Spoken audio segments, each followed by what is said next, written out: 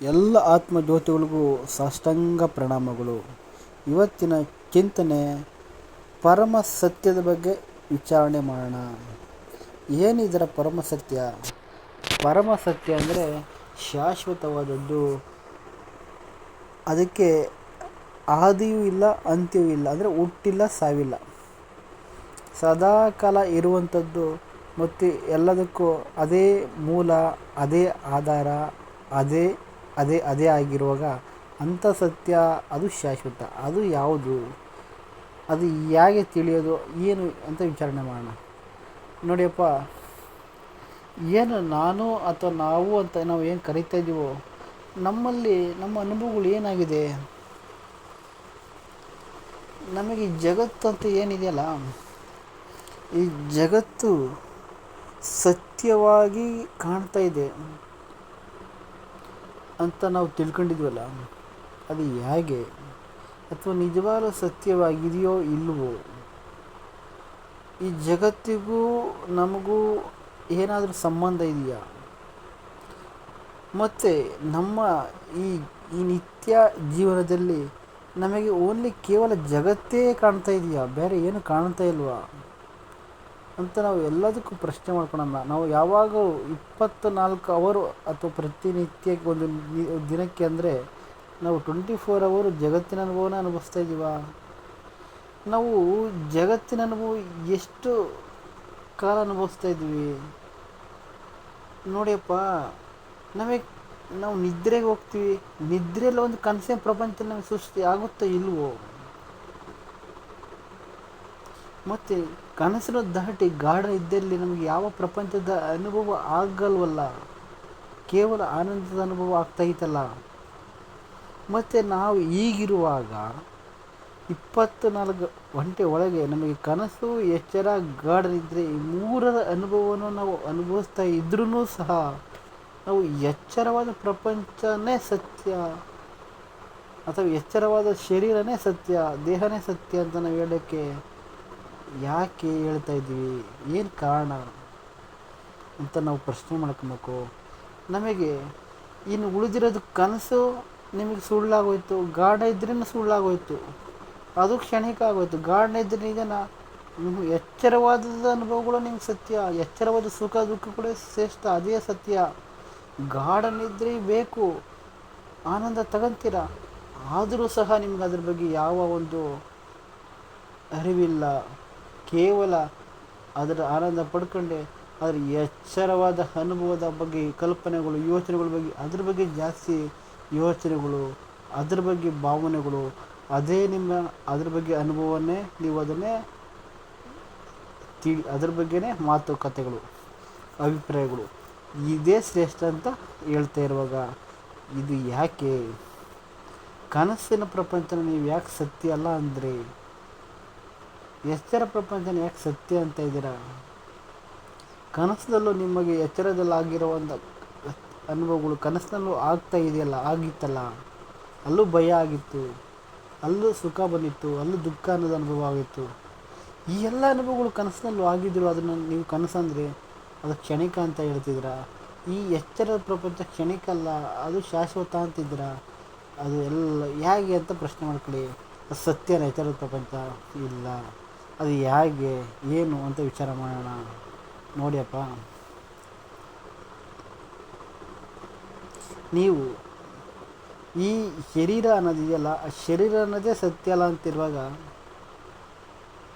ನೀವು ಶರೀರ ಸತ್ಯ, ಜಗತ್ ಸತ್ಯ ಅಂತಿದ್ರಿ.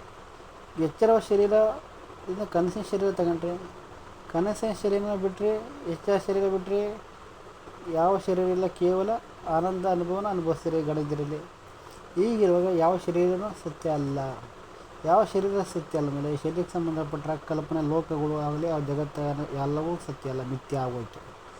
ಈಗಿರುವಾಗ ಶರೀರ ಅನ್ನೋದು ಸತ್ಯ ಅಲ್ಲ ಅಂದಮೇಲೆ ನೀವು ಉಳಿದಿರೋದ್ರ ಬಗ್ಗೆ ಮಾತಾಡೋದ್ರಲ್ಲಿ ಅರ್ಥ ಇಲ್ಲ ಅಂತ ಗೊತ್ತಾಯಿತು. ಅರ್ಥ ಇಲ್ಲ ಅಂದರೆ ಏನು? ಪರಮ ಸತ್ಯದ ಬಗ್ಗೆ ವಿಚಾರಣೆ ಮಾಡ್ತಿರೋದ್ರಿಂದ ನಾವು ಈಗ ಹೇಳ್ತಾ ಇದ್ದೀವಿ. ಹಂಗಂತ ಈ ಜಗತ್ತೇ ಇಲ್ಲ ಅಂತಲ್ಲ, ನಾವು ಜಗತ್ತು ಇದೆ, ಆದರೆ ಪರಮ ಸತ್ಯದ ಬಗ್ಗೆ ನಾವು ಮಾತಾಡ್ತಾ ಇದ್ದೀವಿ. ಯಾರಿಗಿದೆ, ಯಾಕಿದೆ, ಏಕೆ, ಏನು ಅಂತ ನಾವು ಮುಂದೆ ಹೇಳೋಣ. ನೋಡಿಯಪ್ಪ, ನಾವು ಪರಮ ಸತ್ಯದ ಬಗ್ಗೆ ಹುಟ್ಟು ಇಲ್ಲ, ಸಾವಿಲ್ಲ, ಆದಿಲ್ಲ, ಅಂತ್ಯ ಇಲ್ಲ, ಸದಾ ಇರುವಿಕೆಯಿಂದ ಕೂಡಿರುವ ಸತ್ಯದ ಬಗ್ಗೆ ಮಾತಾಡ್ತಾ ಇದ್ದೀನಿ. ಈ ಜಗತ್ತನ್ನೋದು ಹುಟ್ಟಿದೆ, ಅದಕ್ಕೊಂದು ಸಾವಿದೆ. ನಿಮ್ಮ ಶರೀರ ಅನ್ನೋದು ಹುಟ್ಟಿದೆ, ಅದಕ್ಕೆ ಸಾವಿದೆ. ಶರೀರ ಬೇರೆ ಅಲ್ಲ, ನಿಮ್ಮ ಜಗತ್ತು ಬೇರೆ ಅಲ್ಲ, ಅಥವಾ ಪ್ರಕೃತಿ ಬೇರೆ ಅಲ್ಲ ಅಂತ ನಾವು ಹೇಳ್ತಾ ಇದ್ದೀವಿ. ಪ್ರಕೃತಿ ಅಂದ್ರೇನು? ಪಂಚಭೂತಗಳು. ಪಂಚಭೂತಗಳು ನಿಮ್ಮಲ್ಲಿಲ್ವಾ? ಶರೀರದಿಲ್ವಾ? ಶರೀರ ಅನ್ನೋದ್ರಲ್ಲಿ ಪಂಚಭೂತಗಳೇ ಶರೀರ, ಬೇರೆ ಏನಿಲ್ಲ. ಪಂಚಭೂತಗಳಿಂದ ಮಾಡಲ್ಪಟ್ಟಿದೆ ಶರೀರ. ಈಗ ಪ್ರಕೃತಿ ಬೇರೆ ಅಲ್ಲ, ನಿಮ್ಮ ಶರೀರ ಬೇರೆ ಅಲ್ಲ, ಎರಡು ಒಂದೇ ಅಂತ ಹೇಳ್ತಾ ಇದ್ವಿ. ಈಗಿರುವಾಗ ನಿಮ್ಮ ಶರೀರ ನಶಿಸ್ತದೆ ಯಾಗೋ, ಅದೇ ಥರ ಪ್ರಕೃತಿಯು ನಶಿಸ್ತದೆ ಅಂತ ನೀವು ಅಲ್ಲೇ ಅರಿಬೇಕು. ಈಗಿರುವಾಗ ನೀವು ಈ ಶರೀರದಿಂದ ಏನು ಅನುಭವಗಳನ್ನ ಅನುಭವಿಸ್ತಾ ಇದ್ದೀರಲ್ಲ, ಅದು ಹೇಗೆ? ಬುದ್ಧಿ ಮುಖಾಂತರ, ಮನಸ್ಸಿನ ಮುಖಾಂತರ, ಯೋಚನೆಗಳ ಮುಖಾಂತರ ಇಂದ್ರಿಯಗಳು ಬೆಳಗ್ತೈತೆ, ಅಲ್ಲಿ ಅನುಭವಿಸ್ತಾ ಇದ್ದೀರ. ಯೋಚನೆಗಳು, ಭಾವನೆಗಳು, ವಾಸನೆಗಳ ಸಂಸ್ಕಾರಗಳೇ ನಿಮ್ಮ ಇಚ್ಛೆ, ಇಷ್ಟ, ಕಷ್ಟ ಇವೆಲ್ಲವೂ ಯೋಚನೆಗಳಲ್ಲಿ ನಡೀತೈತೆ. ಈಗಿರುವಾಗ ನಾನು ಅಂತ ನೀವು ಯಾವುದು ಕರಿತಿದ್ದೀರ? ನಾನು ಅನ್ನೋದು ಒಂದು ಯೋಚನೆ ಅಷ್ಟೇ. ನಾನು ಒಂದು ಯೋಚನೆ ಇಟ್ಕೊಂಡು ಅದೇ ಅಹಂಕಾರ,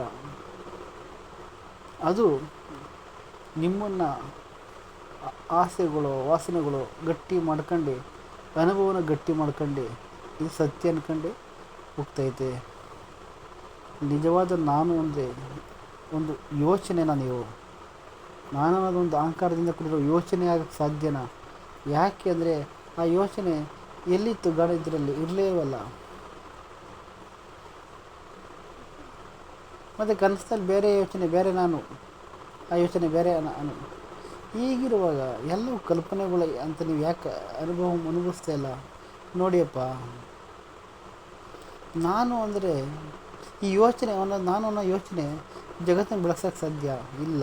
ನಾನು ಅನ್ನೋ ಯೋಚನೆ ಜಗತ್ತನ್ನು ಬೆಳೆಸೋಕ್ಕೆ ಸಾಧ್ಯ ಇಲ್ಲ. ಅದು ಒಂದು ಅಹಂಕಾರ, ಯೋಚನೆ ಮಟ್ಟದಲ್ಲಿ ಯೋಚನೆ ಅಷ್ಟೇ. ಅದು ನಾನು ಎಂಬ ಒಂದು ಚೈತನ್ಯ ಇದೆ, ಆ ಪರಬ್ರಹ್ಮ ಸ್ವರೂಪ ಇದೆ, ಅದೇ ಅದ್ವಿತೀಯ ಚೈತನ್ಯ ಅಥವಾ ಆತ್ಮಸ್ವರೂಪ. ಅದು ಏಕತತ್ವ. ಅದು ಒಬ್ಬ ಮನುಷ್ಯನ ಅಥವಾ ದೇಹಕ್ಕೆ ಸಂಬಂಧಪಟ್ಟಿಲ್ಲ. ಅದೇ ವಿಶ್ವ ಅಥವಾ ಅದೇ ತಾನಾಗಿ ಅದ್ವಿತೀಯಾಗಿ ಸದಾ ಇರುವಿಕೆಯಾಗಿ ಬೆಳಗ್ತಾ ಇರೋ ಆ ಸ್ವರೂಪವೇ ಅದು ನಾನು ಅಂತ. ಅದೇ ತಾನು, ಅದು ಬೆಳಗ್ತೈತೆ. ಅದ್ರ ಮುಖ ಅದು ಈ ನಾನು ಎಂಬ ಅಹಂಕಾರ ಅಥವಾ ಬುದ್ಧಿ ಅಥವಾ ಯೋಚನೆಗಳು, ಬುದ್ಧಿ, ಮನಸ್ಸು, ಇಂದ್ರಿಯಗಳು, ಜಗತ್ತು ಇವೇ ಬೆಳಗ್ತೈತೆ. ಅದು ಯಾವುದು? ಅದೇ ಬೆಳಗ್ತಾ ಇದೆ, ಅದೇ ಇರೋದಲ್ಲಿ. ಶರೀರ, ಮನಸ್ಸು, ಬುದ್ಧಿ, ಜಗತ್ತು ಅಂತ ನೀವು ಹೇಳ್ತಾ ಇರ್ಬೋದು, ಆದರೆ ಆ ಅದ್ವಿತೀಯ ಚೈತನ್ಯನೇ ಅದಾಗಿ ಕಂಡುಬರ್ತೈತೆ, ಪ್ರಕೃತಿಯಾಗಿ ಗೋಚರ ಆಗ್ತೈತೆ, ಶರೀರ ಆಗಿ ಗೋಚರ ಆಗ್ತೈತೆ. ಮತ್ತು ಚೈತನ್ಯ ಪ್ರಕೃತಿ ಆಗೋಯ್ತಾ? ಇಲ್ಲ, ಪ್ರಕೃತಿಯಾಗಿ ಕಾಣ್ತೈತೆ. ಯಾರಿಗೆ ಕಾಣ್ತೈತೆ? ನಾನು ಎಂಬ ಕರ್ತನಿಗೆ, ನಾನೆಂಬ ಯೋಚನೆ ಇರುವವನಿಗೆ, ಅದು ಅಜ್ಞಾನದಿಂದಿರೋನಿಗೆ. ಮತ್ತು ಅದಕ್ಕೆ ಸಂಬಂಧ ಇಲ್ಲ. ಯಾಕಂದರೆ ಆ ನಿರಾಕಾರ ಸ್ವರೂಪ ಇವೆಲ್ಲವೂ ನಾಮರೂಪದಿಂದ ಕೂಡಿರುವ ಆಕಾರಕ್ಕೂ ಆ ನಿರಾಕಾರಕ್ಕೆ ಸಂಬಂಧ ಇಲ್ಲ. ಅದು ನಿತ್ಯ ಶುದ್ಧವಾಗಿ ತನ್ನದೇ ಸ್ವರೂಪದಲ್ಲಿ ಇರುವಿಕೆಯಾಗಿ ಇದ್ದಂಗಿದೆ. ಅದು ಅದ್ವಿತೀಯ ಚೈತನ್ಯ, ಅದೇ ಪರಬ್ರಹ್ಮ.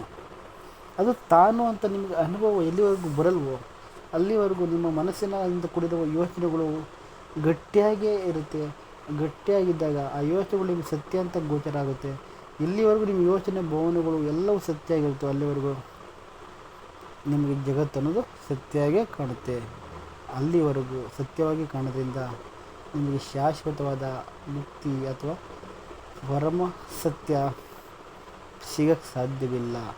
ಕಾರಣ, ಎಲ್ಲಿವರೆಗೂ ನಿಮ್ಮ ಸಂಸ್ಕಾರಗಳು, ವಾಸನೆಗಳೇ ಸತ್ಯ ಅಂತ ಅನಿಸ್ತದೋ ಅಲ್ಲಿವರೆಗೂ ನಿಮ್ಮ ಕರ್ಮಕ್ಕನುಗುಣವಾಗಿ ಶರೀರ ಕರ್ಮ ಮಾಡ್ತಾ ಇರ್ತದೆ.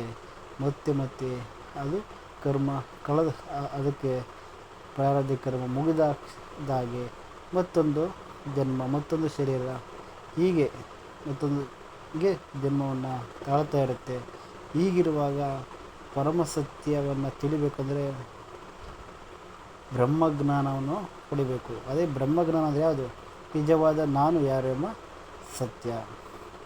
ನಾನು ಯಾರೆಂಬ ಸತ್ಯವೇ ತಿಳಿದಾಗ ಅಲ್ಲಿ ನಾನು ಅನ್ನೋದು ಇಲ್ಲದೆ ಇರೋ ಸ್ಥಿತಿ, ಅದೇ ನಿರಾಕಾರ.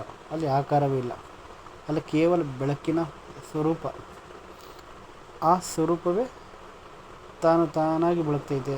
ಹೀಗಿರುವಾಗ ನಿಮಗೆ ಶರೀರ ಮನಸ್ಸು ಬುದ್ಧಿ ಅನ್ನೋದೆಲ್ಲ ಏನಿರ್ತದೆ, ಅದರಲ್ಲಿ ಕೇವಲ ಒಂದು ಅರಿವಿನ ಆಟ, ಅಥವಾ ಭಗವಂತನ ಒಂದು ಕನಸು, ಅದೊಂದು ಲೀಲೆ ಅಂತ ಅನುಭವ ಆದಾಗ ನಿಮಗಲ್ಲಿ ಯಾವ